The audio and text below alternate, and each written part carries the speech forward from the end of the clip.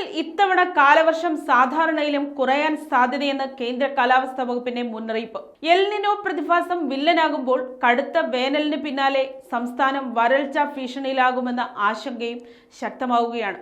Indian കാലാവസ്ഥാ വകുപ്പിന്റെ ഏറ്റവും പുതിയ പ്രവചനമനുസരിച്ച് 2026 തെക്കു പടിഞ്ഞാറൻ മൺസൂൺ ദുർബലമാകാനാണ് സാധ്യത.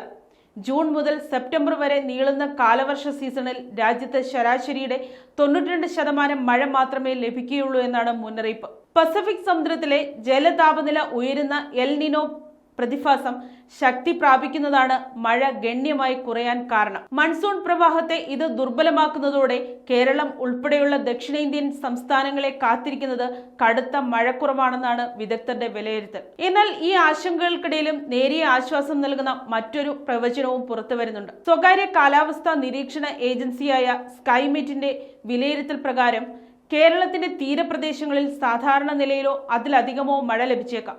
ഇന്ത്യൻ മഹാസമുദ്രത്തിൽ രൂപപ്പെടുന്ന പോസിറ്റീവ് ഇന്ത്യൻ ഓഷ്യൻ ഡൈപോൾ അഥവാ IOD എൽ നിനോയുടെ പ്രതികൂല ഫലങ്ങളെ ഒരു പരിധിവരെ ലഘൂകരിക്കാൻ സഹായിക്കുമെന്നാണ് ഇതിന് കാരണമായി ചൂണ്ടിക്കാണിക്കപ്പെടുന്നത്. എങ്കിലും മഴ കുറഞ്ഞാൽ അത് കേരളത്തെ വലിയ പ്രതിസന്ധിയിലാക്കുമെന്ന കാര്യത്തിൽ സംശയമില്ല. നിലവിൽ സംസ്ഥാനത്തെ മിക്ക ജില്ലകളിലും വേനൽ ചൂട് അതികഠിനമായി തുടരുകയാണ്. ഇതിന് പിന്നാലെ വരാനിരിക്കുന്ന കാലവർഷവും ദുർബലമായാൽ അത് കേരളത്തിന് അത്യന്തം വലിയ വെല്ലുവിളിയാകുമെന്നാണ് കാലാവസ്ഥാ വിദഗ്ധർ നൽകുന്ന മുന്നറിയിപ്പ്. അതിനാൽ വരും നാളുകളിൽ ജല ഉപഭോഗത്തിലും മറ്റും കടുത്ത ജാഗ്രത വേണ്ടിവരും. News desk